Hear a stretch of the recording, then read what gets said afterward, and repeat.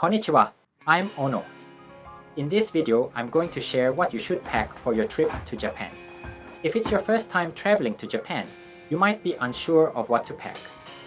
The best advice for packing for a trip to Japan is to keep your luggage as light as possible. In this video, I'll first introduce the items you should pack for your trip to Japan. And then I'll go over what you don't need to bring. By watching this video, you'll know everything you need for your trip to Japan. Let's start.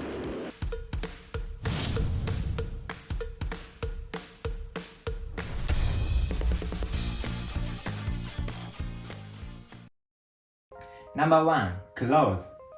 What do you think is the heaviest item in your luggage? It's clothes. While it's unlikely anyone would spend a day without wearing clothes, most tourists visiting Japan bring their clothes with them. When bringing clothes, the most important thing to consider is Japan's climate. Japan has a warm and humid climate in summer, while winters can be extremely cold, with heavy snowfall.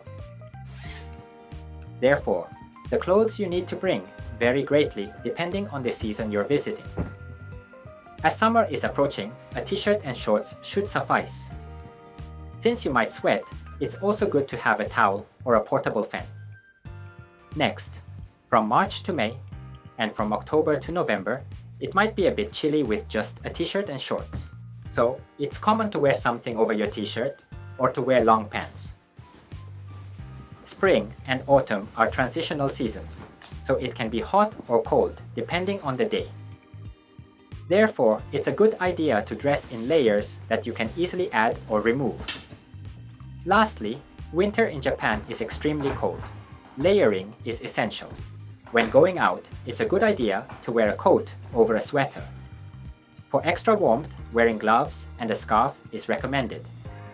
Additionally, the climate varies from Hokkaido to Okinawa, so make sure to check the temperature of your destination beforehand and prepare your clothes accordingly. Number 2. Outlet adapter. The next item is a power adapter. You can't survive in Japan without it. There are 8 types of power plugs used around the world, but Japan uses Type A, which has 2 flat pins. If you're coming from the US or Taiwan, you might not need a power adapter, but visitors from other countries will generally need one. Also, note that Japan operates on a 100-volt power supply.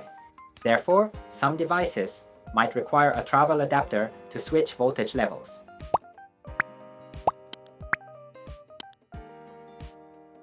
Next is a portable charger. A must-have item for any trip is your smartphone. So, a portable charger is essential. You'll likely use location-based apps like map apps frequently while traveling, so your smartphone's battery will drain faster than usual.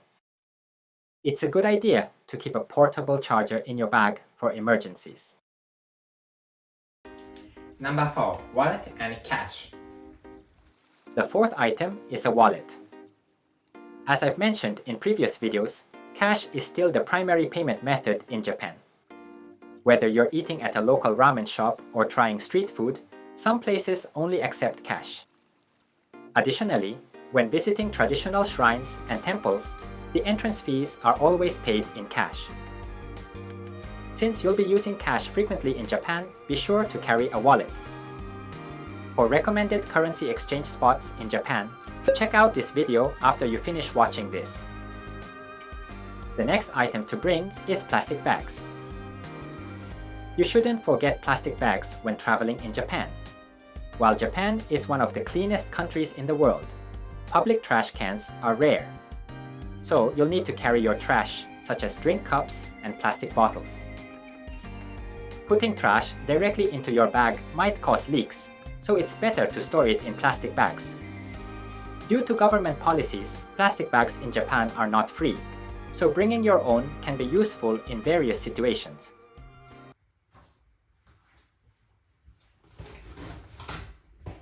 Number 6. Umbrella.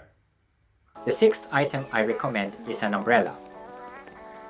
Some people might say you don't need an umbrella for a trip to Japan, but I suggest carrying one. Japan has a rainy climate throughout the year, especially from June to July and in March. In July, sudden downpours known as guerrilla rainstorms are common, so having a foldable umbrella will help you enjoy your time in Japan without worry. Even if you don't bring an umbrella, you can easily buy one at convenience stores or 100 yen shops, so it's not a major concern. The last item to bring for your trip to Japan is a small bag. In addition to a suitcase or a backpack, having a small bag makes it easy to move around during your trip. Carrying a large backpack all day while navigating the city can be inconvenient. So, a small bag for carrying essentials like keys and a wallet is very useful. Especially during rush hours in major cities, typically from 7 to 9 a.m. and from 6 to 8 p.m., it's better not to carry large bags. This is for security reasons and to save space on trains. So, that's the list of 7 essential items to pack for your trip to Japan. Now, let's move on to the items you don't need to bring.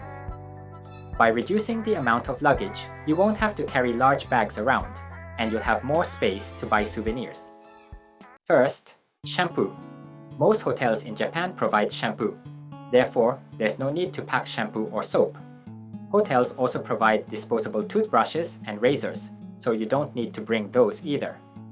However, these items are often not very comfortable to use, so if you have favorites, you should pack those. While hotels usually provide these items, Airbnb and hostels might not.